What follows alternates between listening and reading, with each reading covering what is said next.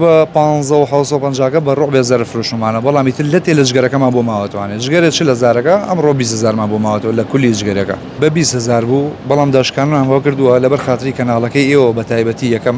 دومیش کە خەمی خەڵکتانە بە معاناتی خەڵک زۆر خراپە لەم دەقەیە تا بێت نرخی گۆشتی سوور دادەبەزێت لە زۆرێک لە گۆشتفرۆشەکانی شاری سلێمانی نرخی 1 کیلۆ گۆشت 26,000 دینار بۆ 27,000 دینارە بەڵام وردە هەندێک لە گۆشتفرۆشەکان نرخەکانیان دادەبەزێن ئەمە یەکێکە لەو گۆشتفرۆشین لە گەڕەشی ئیبراهیم ئەحمەدی شاری سلێمانی کە لە 20,000 دینارەوە نرخی کیلۆیەشی دابەزاندووە بۆ نزیکەی 15,000 دینار لێرە کاگەژیری لێگە فەرمی تێرە سڵاوی لە بێم کاتەوە باش نرخی گۆشتی سوور بە چەنە لێرە گۆشتی بەرەق بە تایبەت بە 20,000 بوو بەڵام داشکانمان بۆ کردووە لەبەر خاتری کەناڵەکەی ئێوە بە تایبەتی یەکەم دومیش کە خەمی خەڵکتانە بە معاناتی خەڵک زۆر خراپە لەم دەقەیە بۆ نمونە بەنزینە گۆشتە هەنێشتی ترە فرێ هەموو شتێ ناکەوێت ئێمە بڕێرمانداوە کە داشکانی بۆکەن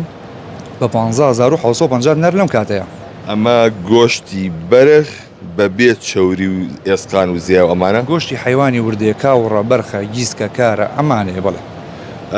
جیاوازی ئەم گۆشتی جەنابێت چیە لەگەڵ و گۆشەی لە گۆشتفرۆشەکانی دیکەیە بۆ نە کیلۆ 26,000 دینارە هیچ جیاوازێکی نییە ئێمە هەمومان لە یەک شوێن حیوانەکردین هەمووی مەدانی ئاژەڵی حیوانە هەمومان نێرین بۆ قەسابخانە لەوێ سەرە بڕێ و فەحسەکرێ و هێنرێتەوە بۆ دووکان تو گۆشتەکە مۆری پێوەیە هەمووی مۆری سەحەی پێوێ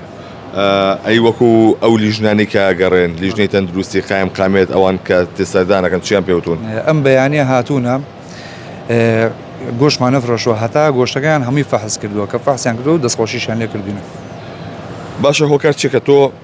بەم شێوەیە ئەیفرۆشی ئێستا وڵی ئێمە فرۆشێکی زۆر و قازانجێکی کەم یعنی بەم شێوازەیە فرۆشین کرێ دوکان ناین شاگردەکانمان زۆر نییە ئەم شتانە هەمووی گەڕێتەوانە بۆ سەر گۆشتەکە ئەگەر بیخێنە سەری باشە جیاوازەکە زۆر زۆرە بۆ منە لە کیلۆی گۆشت 26,000 دینار بۆ 15,750 دینار ئەمە زۆر نییە ئەو جیاوازی لە نێوان گۆشتفرۆشەکانی دیکەوەیە ئەم ڕۆیەمە بە 1550 بە ڕۆ بێزار فرۆشمانە بەڵامی تر لە تێ لە ژگەرەکەمان بۆ ماوەتوانێت ژگەرێت چ لە زارەکە ئەمڕۆ 20,000مان بۆ ماوەتەوە لە کولی ژگەرەکە باشە جگەر ئەوەنە گرام بوو لە ڕابردووشە بڵێ هەر جووتی 90,000 80,000 75,000ەکە بڵێ ئەمە ئێوە چەند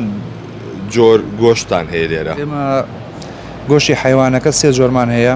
4 جۆرمان هەیە گیسک و کار کاوڕ و بەرەخ گۆشتی گۆرەکەشمان هەیە باشە ئەوەی کە هەیە ئەی گۆشتی قیمە بەچەنە گۆشتی قیمە بە 70,000 قیمەی شفتە بڵێ هیچ جۆرەکەش بە 21,000 ئەی ئەمەیان داناشکێنن ئەتوانین قیمەی شفتەکە لەبەر خاتریەوە کیلوی 1000 لێ داشکێنین زۆر بێ بەڵێ ئەوەی کە جۆبیستی بوون ئەمە تایبەتە بە دابەزانی نرخی گۆشت لە هەندێک لە گۆشتفرۆشەکان لە شاری سلێمانیدا بۆیە جیاوازەکان زۆرن لە چۆ هاوڵاتیە کیلۆ 26,000 دینار بکڕێت لە چۆ بە 16,000 و یاخود بە 15,750 بیکڕێت بۆیە ئەمە یەکێکە لەو گۆشتفرۆشانی کە لە شاری سلێمانی نرخەکەی داوەزانەوە بەو هیوایە کە گۆشتفرۆشەکانی دیکەش ئەگەن لە دۆخی هاوڵاتیان بێت لەبەرەوەی هەندێک لە هاوڵاتیان بەهۆی ئەوەی کە موچە دوا دەکەوێت یاخود چەند هۆکارێکی دیکە و خێرانانەی کە هەیە لەوانێ باری سەرشانیان قۆرزێ بۆیە تۆ ئەگەر بتوانی وەکو کاسبکارێک باری سەرشانی کاسبکارە هاوڵاتیان سوکەیت ئەو خێریی گەورە بخۆتەکەی